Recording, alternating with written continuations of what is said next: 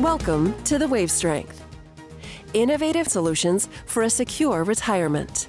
Presented by Pacific Life. Hi, and welcome to another episode of the Wave Strength podcast. My name is Shay Freitas, digital media strategist for Pacific Life's institutional business. And back with us today is financial economist Dr. Chi Sun. Chi, it is so great to have you back.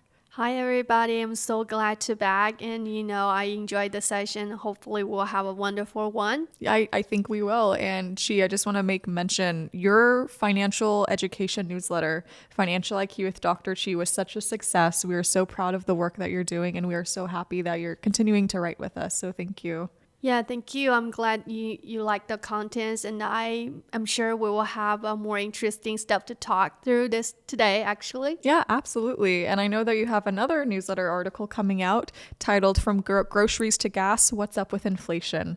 I know that inflation has been on everyone's mind as of late. So Chi, I did want to ask you, what exactly is going on with inflation? Yeah, sure. I think this is a great question to actually start the session. Yes, we're under a high inflation environment, but I want to break the answer, into more details. So when we talk about inflation is more like a general terms, but from the economic perspective, we have different perspective to represent inflation. For example, one perspective say inflation is to say the money supply, and another perspective to say inflation is consumer price index, the CPI. So we can see actually CPI reached the highest 12 months increase since 1981. Wow. Yeah, so that is, from both perspectives, we can see that they all come to a very consistent conclusion that we are under a high inflation environment. And I know that it's affecting the average everyday person, but specifically, how has this inflation impacted household wealth? Yeah, sure. So actually, I would say the answer is not as most people expected. So if we see the problem from the economic perspective, there's no absolutely win or gain for this high inflation. So I talk about this past study in the article. So basically, their findings indicate that the high inflation is more like the game of wealth redistribution between different parties. So they specifically mentioned that in terms of moderate inflation rate can bring a sizable wealth redistribution between different parties. And the moderate rate they mentioned is 5%, and we are way beyond that 5%. So which means that there's a more significant impact for the current inflation in terms of household wealth distribution. But in general, they mentioned that in terms of the inflation, the younger generations will be more likely to be the winner of this wealth distribution game, and the older person will be more likely be the loser. The reason is because the younger generations will be most likely will be the borrowers, right? So they hold mortgage, right? They're borrowing money. But for the old generation, they are more likely to be lenders. So you probably cannot see this, but you can see their financial portfolio that they are more likely to hold bond asset, which can be an indirect indicator that they are lending money to someone else. So when inflation hit, the borrowers actually pay less than the initial amount they agreed to pay, which lead a direct loss to the lenders. So that's why they conclude under the high inflation, younger generations will be the winner and the older people will be the loser. Yeah, and I know that at every age we need to start thinking about retirement. So how has inflation affected defined benefit and defined contribution plans? Yeah, sure. So I think there will be different story for DC plan, DB plan. So we know that when the employer-sponsored retirement plan gradually transferred to defined contribution plan, it's not only like employer kind of release the investment risk to participants themselves, but also this withdrawal risk, because for DB plans, there's a formula that gonna decide how much you are going to receive during retirement. But for DC plans, there's no such a formula. Participant will decide how much they're going to withdraw from their retirement plans. And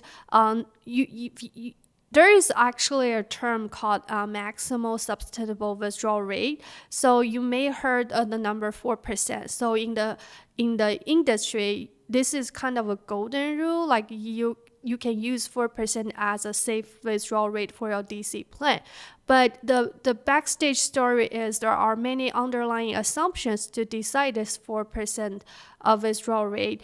And I think I referred to that study in the article as well.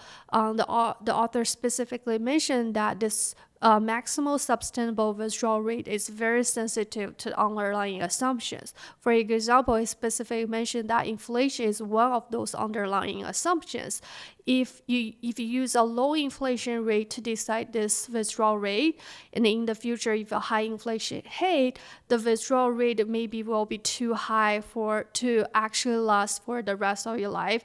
So the direct consequence is you will kind of use up your 401k balance faster than you thought. So that's why, for DC plan participant, you need to think about the underlying assumption. And in today's topic, especially for inflation. And for DB plans, it will be another story because DB plans participant will not decide the withdrawal rate by themselves. That's why we need to be cautious about inflation. There's some impact from inflation on your retirement income. Yeah, definitely. And so, Chi, what is the main takeaway that you want readers to take away from your article? Yeah, sure. So I guess I'm kind of making a call for both participant and also plan sponsors. So I guess for participants, especially for retirees, you need to think about how to diversify your retirement income, because we heard a lot regarding, you need to diversify your financial portfolio, but very few people talk about diversify your retirement income. So for DC participant, I guess the only resource to receive inflation-adjusted guaranteed lifetime income is Social Security, but that amount is very limited. So I would say for retirees, for a DC plan participant and retirees, you need to actually think to transfer more resource into the guaranteed, especially inflation-adjusted guaranteed lifetime income investments.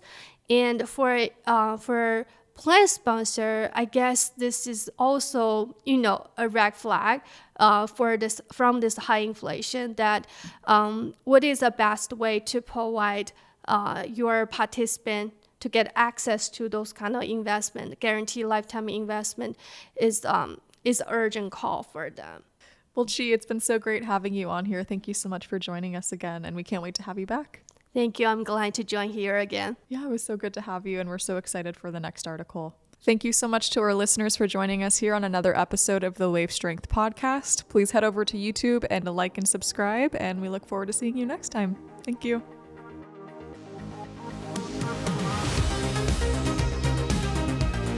This has been another episode of The Wave Strength, presented by Pacific Life. Don't forget to catch us on YouTube and make sure to subscribe. Although this podcast is presented by Pacific Life, the opinions and views expressed are those of the hosts and participants and do not necessarily reflect Pacific Life's views on any of the topics discussed. Pacific Life is a product provider. It is not a fiduciary and therefore does not give advice or make recommendations regarding insurance or investment products. Pacific Life, its affiliates, its distributors, and respective representatives do not provide any employer-sponsored qualified plan administrative services or impartial advice about investments, and do not act in a fiduciary capacity for any plan. Pacific Life refers to Pacific Life Insurance Company, Newport Beach, California, and its affiliates, including Pacific Life and Annuity Company. Insurance products are issued by Pacific Life Insurance Company in all states except New York, and in New York by Pacific Life and Annuity Company. Product availability and features may vary by state. Each insurance company is solely responsible for the financial obligations accruing under the products it issues. This podcast was recorded on August 17th, 2022.